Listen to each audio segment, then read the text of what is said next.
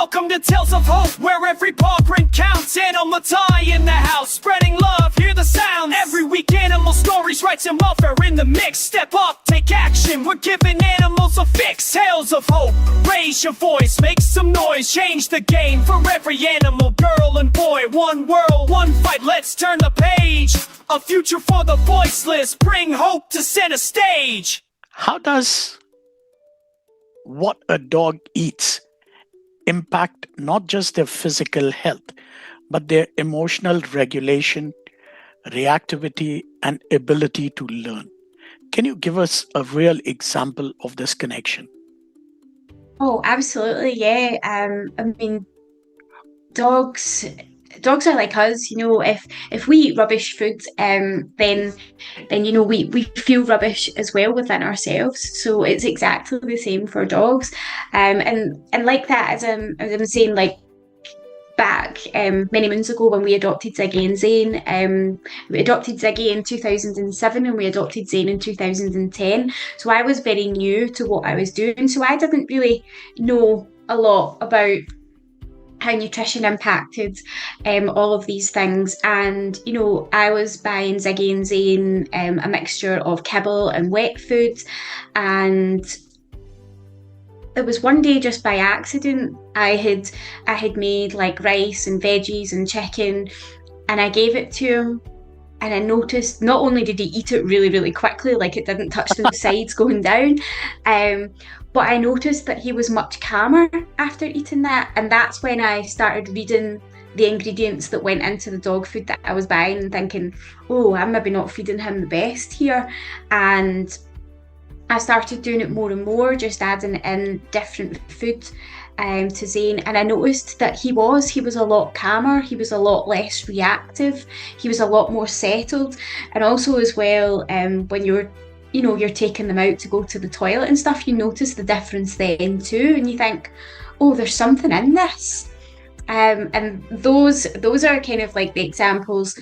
And when I've said to people, I've got a friend who's got a puppy just now, brand new puppy, and yeah, she was feeding maybe not the best food when she first, and she's saying to me, the dog's just wired, like, have I made a mistake here? I don't know what I'm doing. And I said, well, try adding these foods in, try adding a bit of salmon, some broccoli, try giving them some carrots to chew on, that kind of thing. And within a week, she was just like, she's much calmer. So those are the things you notice really quickly. I suppose it's like the way that we always say is with like human children, if we gave them Skittles for dinner, Skittles are full of E numbers, they're full of additives. If we give them, they're bouncing off the walls. And it's a bit the same like dogs, if we give them sweets, then they are going to be bouncing off the walls. But if we really look into the nutrition and what we're feeding them, and we give them the good stuff, then you reap the rewards at the end of that. Perfect. You rightly said, because even with the eldest one, Karma, that's what his name is, and me and my wife, we make sure he's got enough rice, he's got enough veggies, a mixture of, everyday meal is, he has this entire veggies, which is like everything in it, peas, carrots, broccolis, everything. And then apart from that, he also has his fish, because he's a bit obese. We're trying to put him help him stick to his weight that he is. So he is more on a fish meat diet sort of thing. Now, that's amazing. Well, it's all grace of Almighty. That's what we say. Now, what are some of the natural care practices that sound woo-woo, but you've seen create remarkable changes in dogs' well-being? So I think things like Reiki and massage and the use of essential oils, when you say to people that you do that with dogs, some people kind of look at you as if you've got three heads, that you do that for a dog. It's like, yes, because, well, I do it for myself, so why wouldn't I do it for my dog? But Reiki can provide so much calm, it can provide so much clarity. It just kind of lifts that fog from within your head, and it does exactly the same for dogs. An example of that was when I was kind of first starting out using Reiki and massage, and I had got permission from my dog walking dog's parents to practice on them. And there was a little dog, Bella. She was the cutest. She was a little King Charles Spaniel. She'd come to me as a tiny puppy, and she was maybe about 5 or 6 at this point, and she'd had a little knee injury. And her mum had said to me, just be careful with the walk today because she's got that knee injury. So what I did was I just gave her a little short walk, and I took her back home with me, and I gave her a little massage, and then I did some Reiki. And a couple of hours later, she was jumping about like lambs when lambs are just born, and she's springing about my living room, and I'm sitting looking at her going, oh my goodness, that worked. That was amazing. And when I took her home to her mum and dad, I'd said, oh, I gave her some Reiki. And her dad was really funny because her dad was in the living room and he came running out and he was like, did you just say you gave my dog Reiki? Yes, I did. He was like, oh, this is amazing. And they were watching her walk and they were like, we can't believe this. And they phoned me the next day and they were like, she doesn't seem to be in any pain. She seems to be walking normally. Whatever you did, just please keep doing it. And I did a course of Reiki with her over about a month. And yeah, she was absolutely fine.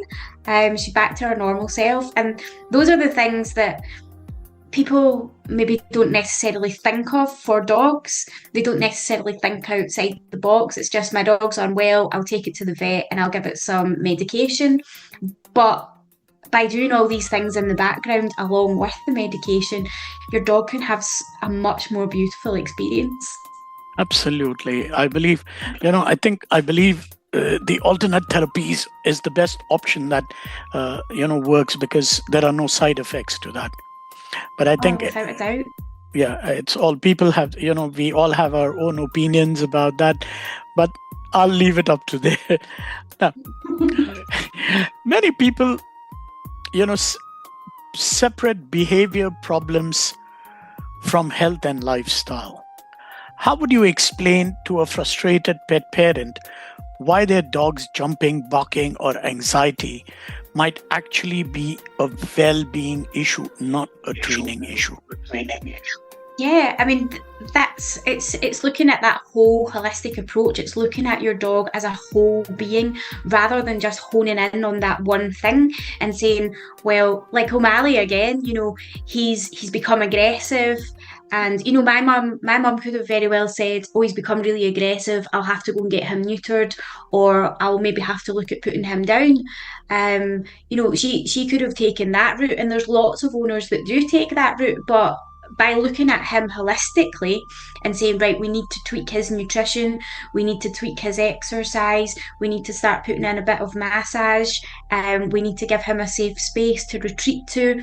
By doing all those things, he's now back to the way that he was. He's now back to being a happy, healthy 3-year-old pup. So it's just about thinking differently. And for me, again, that's where the whole kind of educating the pet parents comes into it, just thinking outside that box.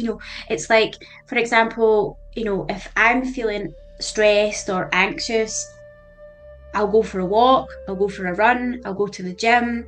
If I'm feeling a bit tight and sore, I'll go for a massage. So I do these things for myself. So it's only natural to think that we would do these for our dogs as well.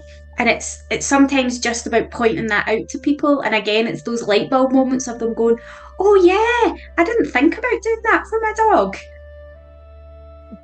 Wow, that's so true. Now, what role does sleep play in a dog's behavior? And why is this pillar so often overlooked? Oh, sleep is huge. We know for ourselves, sleep is huge. I mean, if I don't get enough sleep, I make really bad decisions over food. I will eat rubbish. I'm cranky. I get things wrong. I feel like I'm going about in a fog. And I think for dogs, it's exactly the same. If your dog doesn't get enough sleep, then they will act out. If they've not slept properly, they'll maybe pull on a lead when you take them for a walk. They'll maybe not listen to you as they normally would. Their recall could be rubbish. If you're out in the park walking, and sometimes they'll just be like, "Yeah, I can hear you, but I'm not coming back because I'm doing what I want to do." They maybe not want to eat properly. And sleep is so important, and that's what I always say to owners. Make sure, we always make sure that we have a nice comfy bed, we have a good quality mattress, we have the right amount of covers that we need. We've got our good sleepwear. So it's about just thinking again logically. I do that for myself, so why wouldn't I do that for my dog? Make sure that they have a nice comfy bed to sleep in. Make sure, I mean, in our house, our dog has a range of beds. He has options. He's got a bed practically in every room. Quite often he will jump up in beside us, and that's absolutely fine. So yeah, sleep is huge, and it's because that's when your body repairs and recovers as well as during sleep. So if your dog is not getting the right amount of sleep and good quality sleep, then their body isn't going to heal itself, it's not going to repair, and that's when things can start to break down. That's when you can start to see neurological issues. You can start to see issues with joints and muscles, wear and tear, all of that sort of stuff. So sleep is so huge for their overall health and well-being.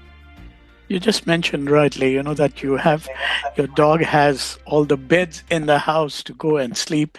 And that's what, with us also. First of all, the best part is with all the four, they jump up to sleep with us. Yeah. There's no way. I mean, now we have it in such a way that they have the beds in all the three rooms that we are in. Any of the rooms they want to go and sleep, we don't tell them where they have to sleep. So for them, it's like they will sleep on the bed that they like. And then in the middle of the night, or sometimes at 3 a.m. in the night, they'll come and, be by our side or whatever it is. That's what they do. And especially the last one that we have now, who we took, Kali, we call her.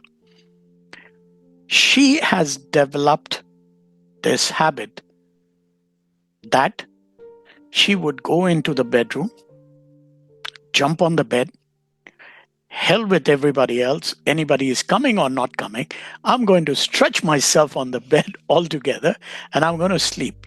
And you won't believe it, we've had this, me and my wife, we talk about this, that she's so relaxed and so calm that during the entire night, let's say if she goes to bed about 9:30, we won't see her come out until 5:30, 6 in the morning, when she knows it's time for the breakfast. Yeah. She would be there, but the other three, they have their habits. They would sleep on the sofa, they would sleep with us in the bed, they have the other bedroom to sleep in. So for them, these three, they keep shuffling from one place to another. But this one has got so simple and straight that I will go into that bedroom, I will stretch myself on the entire bed so nobody else can come in and be by my side, and she will sleep. So she does that, and we're still learning a lot from her as well, to be honest. So what you said rightly is very true, because it's like we see her very calm during the course of the day. It's not that she's agitated or anything, but yes, we see that calm in her. The calm that she has is totally different as compared to when she was here at my mother's place on the compound. I would hear her yelling throughout the course of the day, to be honest. So yes, you rightly mentioned sleep is important. If it's pet parents, they have to look at it from this aspect. Now, Definitely. talk to us about environment. How does a dog's physical space, their daily routine, and even the energy in their home affect their nervous system and behavior? That's what we were just talking about. Yeah, I mean that's another huge one as well. One thing that I always kind of point out to pet parents is things like we love to have candles and diffusers and things like that in our house. And these things, depending on the ingredients within them, can actually be really toxic to our dogs. And a lot of people don't realise that. So things like that, it's one of the first things that I always look at. Do you have a plug-in? Have you got a candle? Where your dog sleeps, how it's set up. Is it a busy household? Is it quiet and calm and relaxed? Does it support your dog's functions? Our house, although we have two human children, our house is quite calm and relaxed. My son loves to play computer games and things. He can be quite loud when he does that. So we just put him in that room and shut the door so that he's not upsetting the dog. When I'm working, I've got a dedicated space where I'm working, but Zach, the dog, will come in with me. He will either lie on a chair or he'll lie in his bed. Those types of things. It's just about setting your home up to support your dog so that your dog doesn't fail, making it as calm and relaxed as possible, knowing your dog's quirks and how they operate. And I was saying earlier, if they are of a nervous disposition, don't have their bed next to a really loud television or beside a really big glaring light. Set that up. Do you live in a city? Do you live in a built up area? Is that supportive of your dog's needs? If you have a really anxious, scared dog and you're making it live in the middle of a city where you're going out and there's cars and people everywhere, that's going to freak your dog out. Do you live somewhere that's quite calm and supports your dog? But equally, lots of dogs can thrive living in cities. So it's just about knowing your dog and knowing their own characteristics and what they need from you. And again, although dogs are creatures of habit, sniffing is how they experience the world. So I always say, try to give your dog at least one new adventure a month, whether that's going to a new park, whether it's going to the beach, whether it's just going somewhere a little bit different for a walk, or whether it's taking them with you when you go for a coffee, that kind of thing. I always say dogs only live once too, but their lives are much shorter than ours. So it's our responsibility to make sure that they have the best experience when they're here. And Zach just comes everywhere with us. He's a Cocker Spaniel. He's really sociable. He loves people. He loves being the centre of attention. So he will come for a coffee with us. He will come on holiday with us. He loves going to the beach. He loves climbing hills. But at the same time, he loves taking himself off and just being really calm and relaxed in his bed, or he'll jump up on my knee and just curl into a little ball and go for a sleep. So it's about knowing what your dog needs from you. It's knowing what they can and can't handle, and then setting your environment up to support that. Absolutely. Now, you focus on balance, connection, and vitality. What does genuine connection between a dog and a human actually look like, and how do you help people build that? Again, it goes back to that partnership element of it. It's about working as a partnership with your dog. No hierarchy. And again, I'm exactly the same with my human children. My mum and dad think I'm completely off my head, but we work in partnership. Yes, I'm the parent and it's my responsibility to keep them safe, but also it's also my responsibility to understand their needs and wants and desires. And it's exactly the same when it comes to our dogs.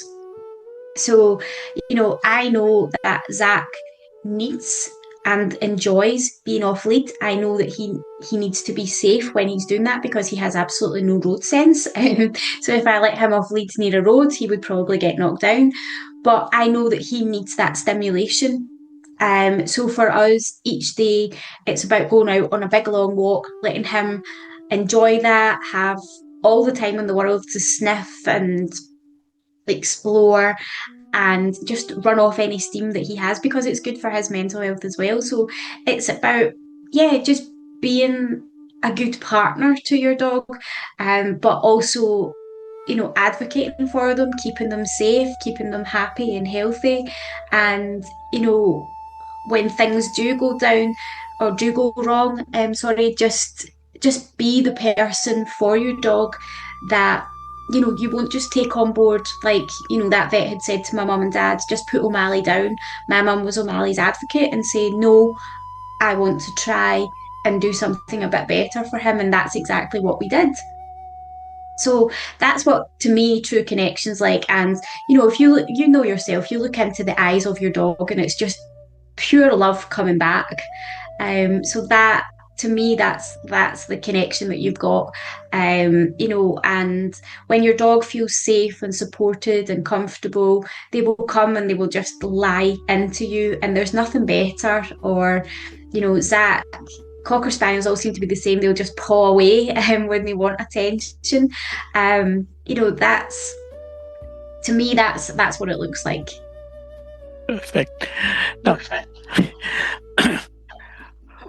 for someone listening who can't afford a full consultation right now, what are 3 free or low-cost changes they could make this week that would genuinely impact their dog's well-being? So I have a quiz on my website where you can take that free quiz, and it will give you an idea of which pillars are imbalanced within your dog.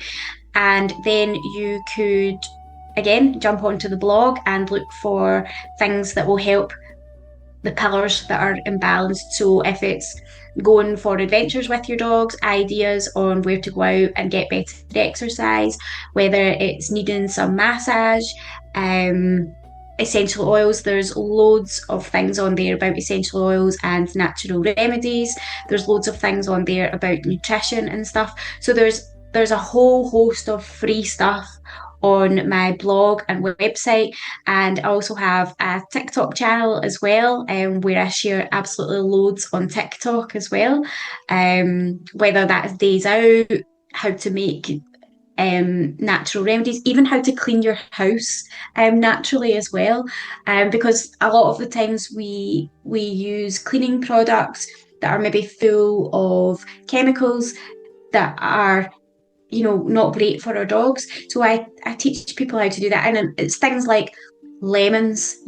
How lemons are really low cost. You don't have to stretch too far to get a lemon. So there's absolutely loads there. I want this to be as open and as accessible to dog parents as possible. And I want to be able to educate everyone to care for their dogs as naturally as possible. So there's absolutely loads there that's free.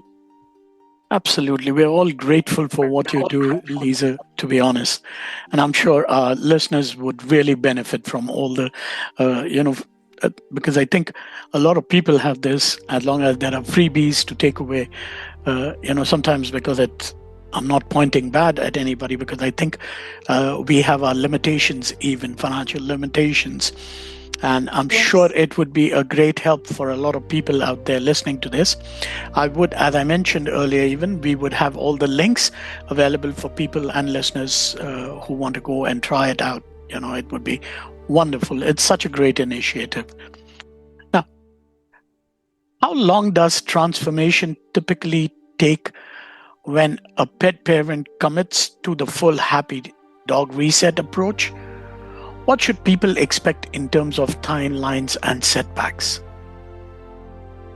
Oh, I mean, it really just depends on dog and what their issues are. But typically, people, when they are committed and they start doing the work, they start to see changes within their dogs really quickly. I'm talking within a couple of days. Sometimes I've had it work out as quickly as a month. Dogs become completely different overnight. But again, that comes down to the pet parent doing their job and really advocating for their dog and doing the work. More complex cases can take a little while. But again, it's one of these things, it's a fluid thing. The Happy Dog Reset is fluid. It's things, we will review it after a week, we'll review it after 2 weeks, we review it after a month, and you go off and hopefully do all the work with your dog. But if you come back to me in 6 months' time and say, oh, I've noticed this is creeping in again, what could we do? Then it's something that we review again as well. With O'Malley, for example, he got to 3, and we knew that we needed to do a full kind of reset with him again.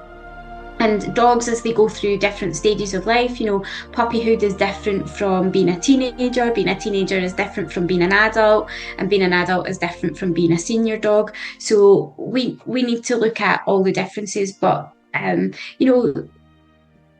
long as you work with your dog and you know what you're doing and you do it to the best of your ability, then you'll see changes really quickly. And if you continue that throughout the lifespan of your dog, you will create a really well-rounded, happy, healthy pup.